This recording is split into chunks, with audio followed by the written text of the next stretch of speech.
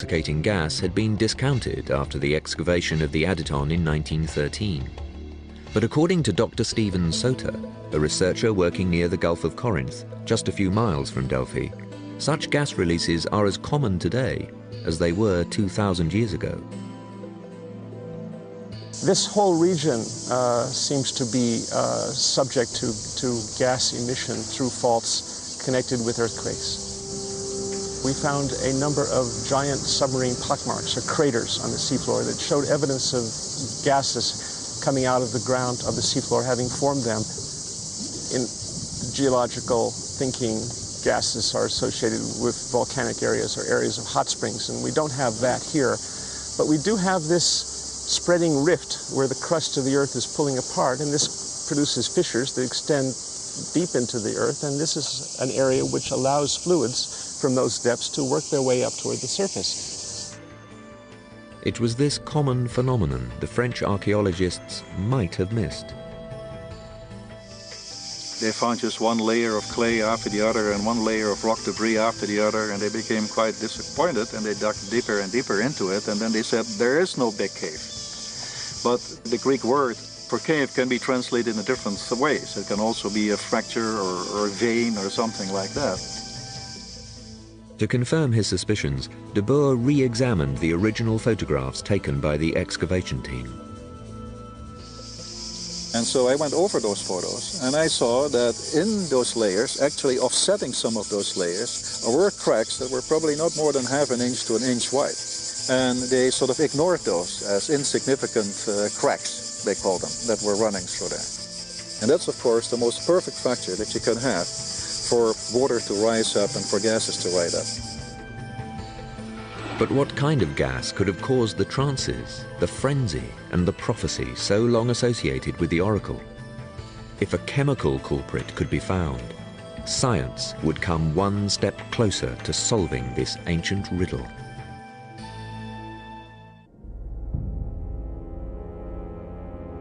Of the thousands of petitioners that consulted the oracle at Delphi, few were given an unequivocal response. Most prophecies came in the form of cryptic verse. The wording was often obscure, and misinterpreting the oracle could be deadly. The case of Croesus, king of Lydia, in what is now Turkey, was typical. In 550 BC, preparing to invade Persia, Croesus consulted the oracle. He was told, "If you attack, you will destroy a great kingdom." Croesus attacked, only to trigger a massive retaliation. The prophecy was fulfilled. Croesus had indeed destroyed a great kingdom, his own. Like all who petitioned the oracle, Croesus had to walk past an inscription on the temple, 2 words that could be read as an exhortation or a warning. Know thyself. No matter what else a Pythia revealed, each petitioner ultimately had to find their own answers. In the summer of 1998, Hale and de Boer returned to Delphi for a second time to complete their own inquiry. They intended to prove that the source of the legendary oracle's powers was not a myth, but a geological and archaeological reality. To take their investigations further, de Boer and Hale petitioned the Greek government for unprecedented access to Delphi. Working with the site's archaeologists, they conducted a detailed geological field survey that ended months of speculation. Under the Temple of Apollo, de Boer and Hale found not one fault line, but 2. Behind me is the exposure of a very large major fault that's also known as being active. We named it the Delphi fault. Now, aside from the Delphi fault, which sort of trends east-west here, there is at the oracle site another fault that trends north-south, and the 2 intersect. The point of intersection forming an almost perfect X is Delphi. But how could they prove it ran through the sacred Aditon itself? To find the answer, the scientists searched for evidence in the water pushed up along active fault lines. One of the first things we saw were big mounds of a rock which is known as travertine, which is a rock that is formed above springs when the water, which is warmer and at deeper level, comes to the surface and cools. And so that meant, of course, that there were quite a number of springs. Using flags to mark each point where there was evidence of spring activity, a pattern soon emerged. They seemed to be on a line, and that line was sort of a northerly-southerly kind of line cutting through here. And so it became very obvious now that you not only had the fractures, one, but you also had groundwater rising along those fractures and forming these mounds of travertine that we find so abundant on the site and has been also been used in the construction of the temple. An examination confirmed that the temple was built on an ancient spring, one that was active at the time of construction.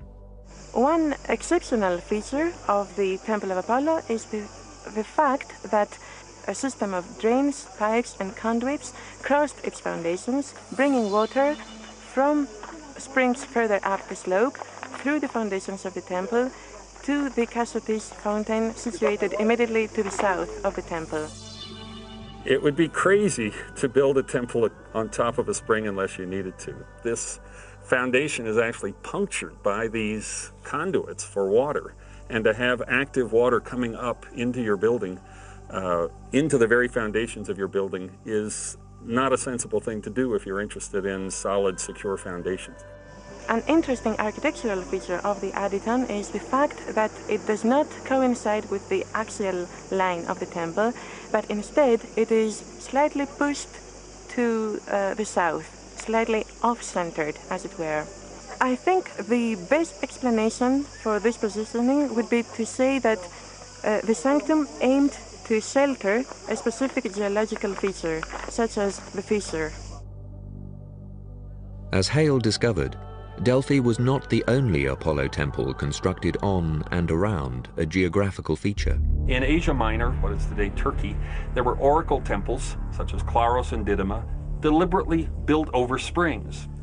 And most extraordinary of all is the example of the Temple of Apollo at Hierapolis in Turkey, where a similar opening in the foundations was a vent for subterranean gases and emission of CO2 so toxic that any small animal wandering into its path would be killed. And when I visited the temple, there were still dead sparrows all over the ground. But the gas released at Delphi was not toxic. Instead, it appeared to have an intoxicating or narcotic effect. So what gas was it? And that is a very difficult thing, obviously, to try to prove, because gases, well, you know, they come to the surface, evaporate, go up in the atmosphere, dilute, and that's it, they're gone forever. It was the travertine, found at what is believed to be the Pythia's underground spring, that provided a plausible answer. Travertine is a calcium carbonate rock that's formed very rapidly when a spring comes up from underground and pressure is released. And when that happens, CO2 is degassed and calcium carbonate precipitates. And this happens very rapidly. This travertine material that you see in here actually is extremely porous. It's like a sponge. You see many, many small holes all through it. And that means that in those holes, it is possible that some of the gases, which theoretically rose with the waters, were captured. And what we need to do then is take samples of the travertine. They need to be crushed, and then those gases hopefully will actually be released and we can analyze those chemically. Environmental chemist Geoffrey Chanton took water samples and tested the travertine. We took these rock samples and we chopped them up into small little pieces and put them into a flask. First we dissolved the rocks with acid because it's a carbonate rock, and so in acid it's quite soluble and it dissolves and liberates all the gases. What Chanton found would go far to explain the mysterious events at Delphi, but only after his scientific quest took several unexpected turns. Little is known about the lives of the priestesses at Delphi. They were kept in isolation. Their bodies were inviolate. On the ordained sacred days that they entered the Aditon, they underwent fasting and purification to help calm and prepare them for the ordeal ahead. The ancient rituals were violated only once, and it led to disaster. On this occasion, a very important set of people arrived on a wrong day. They forced the woman down, even though she knew it was the wrong day. Prophecies were only supposed to be given from the tripod, inspired by the god, through the voice of the Pythia on the 7th day after each new moon. Why those specific months? That may have something to do with the amount of water and gases that come to the surface. The Pythia, of course, went into this small, narrow room never knowing really how much gas there would be. And under most normal conditions, there was just a little, enough for her to go into this euphoria. In this specific case, most likely, she was poisoned by too much gas. Plutarch describes it like she was like a laboring ship. She was in heavy seas. She began to rave, to shout, to thrash about, and she ultimately rushed toward the doors, threw herself against them, and the priests and the consultants were also frightened. They all ran away.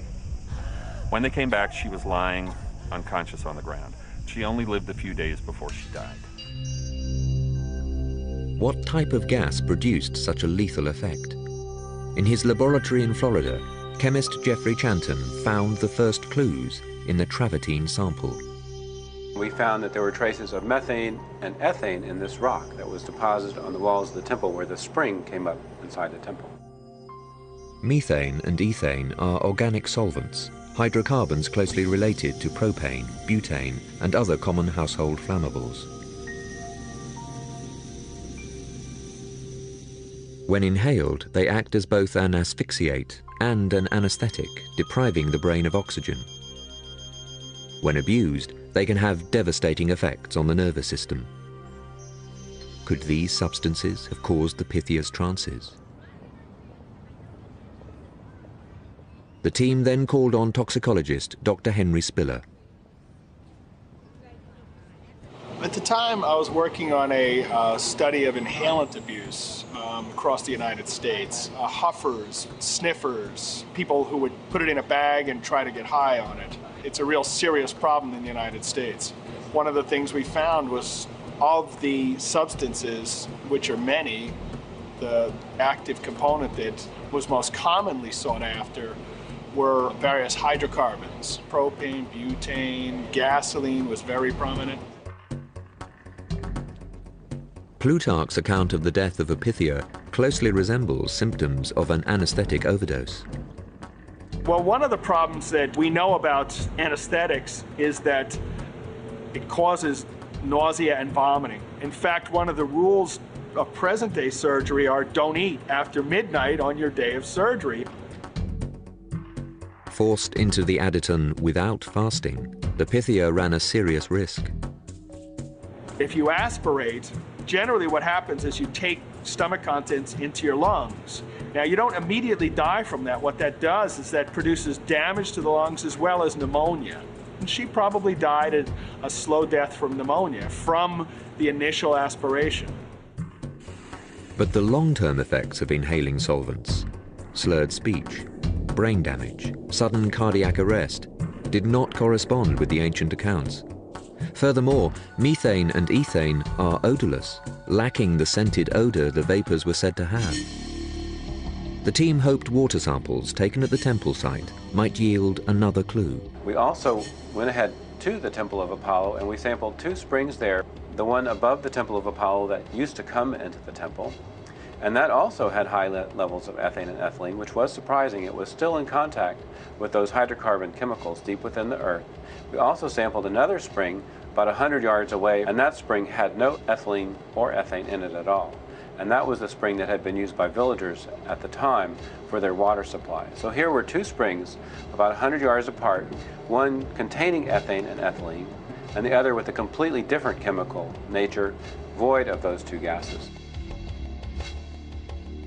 But why was only ethane and not ethylene found in the travertine samples? You wouldn't expect ethylene to be stable for 2,000 years since this rock was